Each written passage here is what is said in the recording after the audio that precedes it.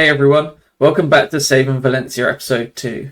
So I said at the end of the first episode that we'd come back and review the transfer window and see how things went. But we didn't end up signing any players, so I carried on and thought we'd do a bit of a review after a game, and then the game I ended up recording was a 4-1 loss to Sevilla, which wasn't great, but both teams ended up playing in white, and it's still a bit buggy, the game at the moment, so there's been plenty of games where I've made changes at half-time and stuff hasn't saved, so the recording of the games haven't been great. So what I thought I'd end up doing is coming back at the end of the first 6 months and doing a little bit of a review of the first 6 months, seeing where we're at, what we've done so far. So we've made our first few signings. We've not yet made some sales, but first of all, I'll give you a couple of clips of some stuff I recorded from the first 6 months, and then we can delve into what's gone on, where we've been, what formation we've settled on, how the league's looking, and then a quick review of the signings I've made to date. And then we can potentially, if things go to plan, have a record at the end of the January transfer window, see where we're looking before finishing the rest of the season. So let's dive into the first 6 months. Let's receive what would be, in a normal setting, a nice email to receive this time of year, just going into December. Valencia board make extra transfer funds available, so we'll have some money to spend in January. But as we know with this save, the club's massively in debt, so trying to make extra funds available, where has this come from? Where have they got it? So checked into it. So I'm pleased to announce that the board have raised the current transfer budget to help further consolidate our ambitions in the league. To help facilitate this, we've taken out a mortgage loan of £28 million. So we've now got a transfer budget of 32 million, which I'll need to work out from our 75% what we can actually spend of that, with little to no wages available, which we still need to move players on. But for some reason, the board seem to love being in debt, and we've now taken out a further £28 million in debt. So it's a toss-up. It's like, do we want to spend this? But I guess now they've taken it out, it's a case of, well, let's try and spend it, see if we can improve with some players that potentially in the future we can obviously sell on for profit to try clear off this debt, and then again, I guess we can try and push a bit up the table, see if we can get into Europe this year. So if we could take a quick look at the finances, we can see the debt's now up to £579 million. And instead of it coming down, so here we go, mortgage loan taken out today, £28 million, £5 million of remaining interest, so that's brilliant. So we've got an extra bit of another £5 million of debt on top of that, takes it to like 33, nearly 34 million. And now we're paying another 400k a month until 2032 in debt. So now just a £3 million a month in debt payment. So that'll be some fun. I guess we now need to try and find a way to push into recruitment and push that money into recruitment, see if we can do anything in the January transfer market to improve the squad, and I guess try and bring in some younger talent, which hopefully we can flip for profit in the future. Now this, when trying to reduce debt and save money, this is the perfect email we could receive early doors. We have an early assessment of your youth intake set to graduate later this season. At youth level, Driss Scalia could routinely be reaching above the opposition to get their head on the ball. This could be a huge asset for a future. I'd be interested to see if this is a target forward type or if it's a centre-back. A particular note is Mohamed Ali's willingness to get in harm's way during matches, an aspect of their game that gives coaches confidence they will always give their all. And Andreas Torreira is able to get up to top speed very quickly, and someone to keep a close watch on in the near future. And we have a 4.5-star excellent youth intake. At least one goalkeeper seems to be a great prospect. At least one of our fullbacks, one central defensive midfielder, one central midfielder, one winger, and 2 strikers, all with A ratings. So potential going on here of 2, 3, 4, 5, 6, 7 potential top level players. Fingers crossed. Fingers crossed we have some players in here that we can bring through. First of all, bring through for free to help us charge up the table. But second of all, if there's some players in here that we can flip for a good amount of money in the future, it's always going to help us get this debt down. So as you'd have seen there, we've got a great youth intake preview to get us started. So fingers crossed we can get some players out of there. And some more debt added to the club. So we have spent that transfer budget now. at the start of January, so I wanted to get the signings in early, and we'll review those in a second. But what I put together here to kick us off is just kind of a little bit of a graphic that we can update as we go through the save and try and see how we're going. So obviously currently we're only 6 months in, so we've not picked up any trophies so far. We've not actually made any sales so far, as already mentioned, but hopefully going into January we can kick that off. But I thought we could track the record sale per season just to kind of hopefully see as we go through, like we're starting to make some more money on our players with the plan of bringing players in and being able to move them on for more money. So hopefully as that updates, we can see more and more money being brought in.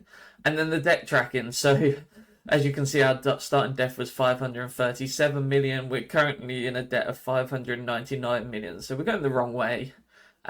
It doesn't help that we've obviously added on that loan that I just showed you guys. And then moreover, we're just spending a lot more than we're bringing in, which isn't helping with all the debt repayments and everything else. So it's going to be a longer time trying to bring this debt down.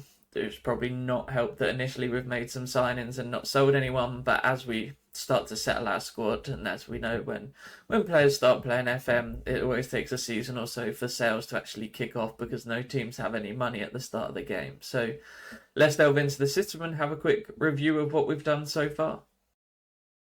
So here we are, 30th of December 2025, 6 months into our first save at Valencia. As you can see, we're still in the Copa del Rey, obviously competing in La Liga. I think we're in round 3 of the Copa del Rey. Sitting 10th, participating in the 3rd round, so only a couple of games in so far. And then in La Liga, we're currently sat 10th, 7 wins, 4 draws, 6 losses. But our form has picked up. We've kind of been a bit flip-floppy in terms of form, and I couldn't settle on a formation and stuff that was working. And still trying to get to grips with what works in the game, what works for the squad. I think we've struggled a bit with out of possession. I think we've conceded the most goals in the league so far. But if we look at our current fixture schedule, you can see we started off. If we take out there, we started off with a win away at Girona, then a loss at home to Atletico, a couple of draws, some more losses, then picked up some back-to-back wins in the league for the first time in October, won our first Copa del Rey round, lost 6-4 to Rayo Vallecano. That was one of the most ridiculous games I think I've seen in this game. We went 1 down early on. Brought it back to 4-1 in the 63rd minute they conceded, and then we just, for some reason, fell apart and conceded 5 goals late on. No matter what we were changing out of possession, we were having a bit of a struggle at this point. And then you can see, so throughout there, that we picked up a win at home to Villarreal, lost back-to-back games against Barcelona and Real Madrid. And then, since then, we've gone on a run of 5 games unbeaten, 4 wins, a late 2-2 draw against Athletic. So I think they settled on a new formation at the start of December, and then we've started to pick up results and some form. So if we have a quick look, so we're playing a version of Tiki Taka at the moment. So it's sort of a 4-3-3, but it's kind of a weird offset. So I was trying to set up with a back 5 initially, with the right back in at centre half, and having a wing back here. But what I kind of found with these teams, like we can see here from this setup, is a lot of the highlights we saw was the fullback and being an centre back, so he'd be sat here and we'd be in a back 3, and then from goal kicks when we were trying to build out, we'd play it to the right hand centre back and the wing back had already gone. So I moved them into a right back role. And then we're kind of, if we're playing against 2 strikers, we're using him as an inverted fullback, inside fullback, so he makes a back 3. And if we're playing against 1 striker, he's an inside wing back moving into the middle of midfield. And I picked up a free agent right back who's great for this position, which is why I wanted to use it.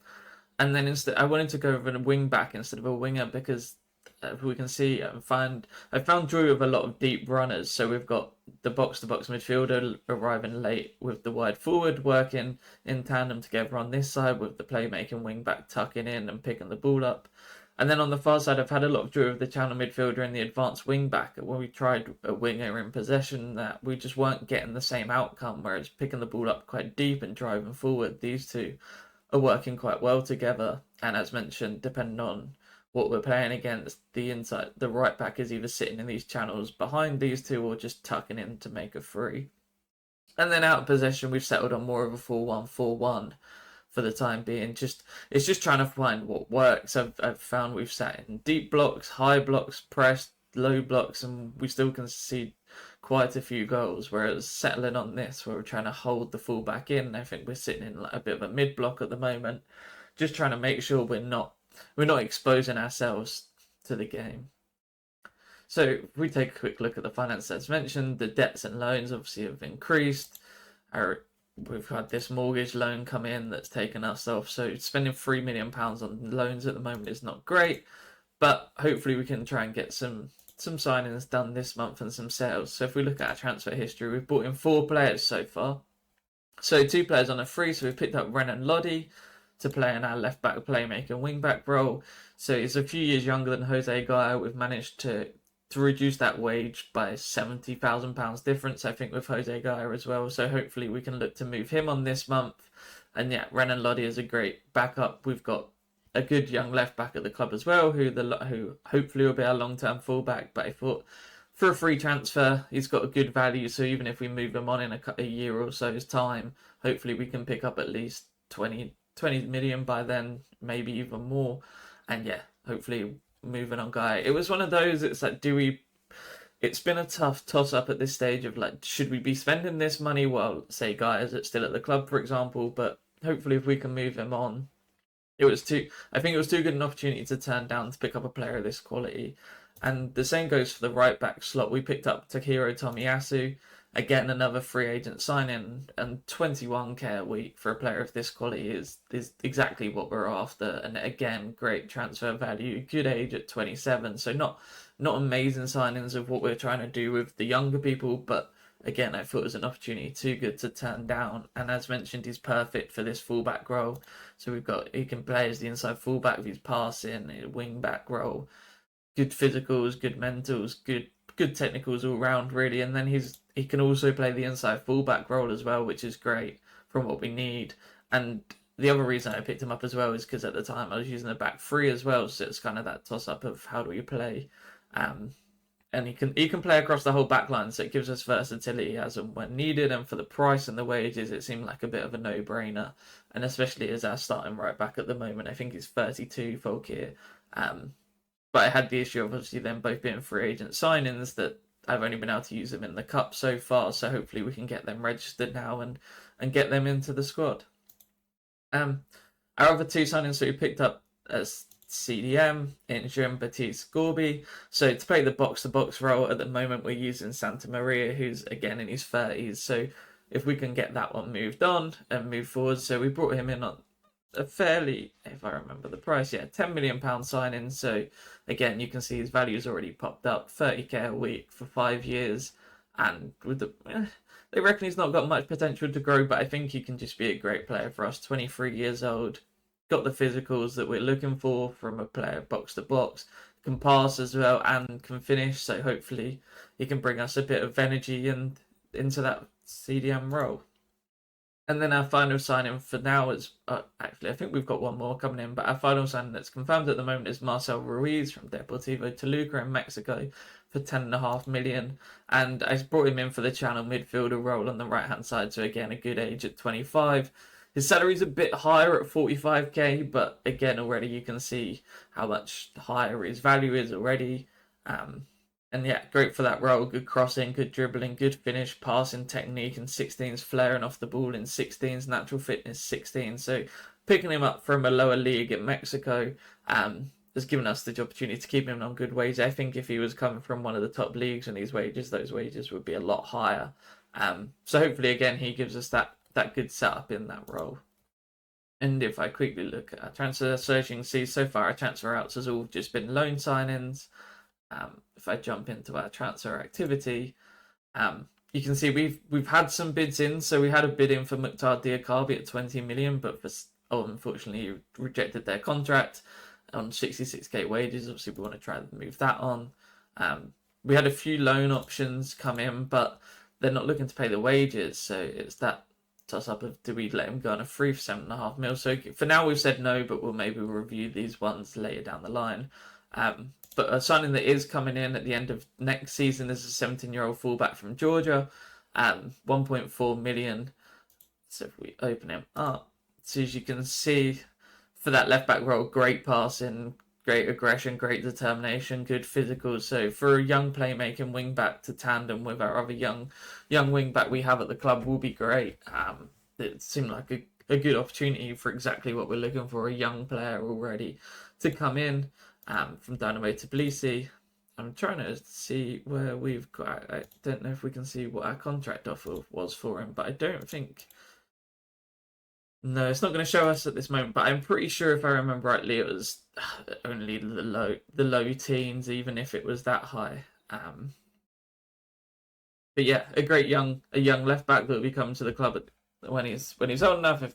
So yeah, a good pickup, perfect for what we're looking. So there we have it. First 6-month review of Valencia. Okay start. We're starting to find a bit of form, so hopefully we can push on for some European football. We'll review how we get on in the transfer market, see if we can shift on any players. If we manage to shift on some signings, we can potentially review that again at the end of January. If not, and if we're not getting too great into that side and no real changes, then I'll just push through to the end of the season and we can come back and review how season 1 went.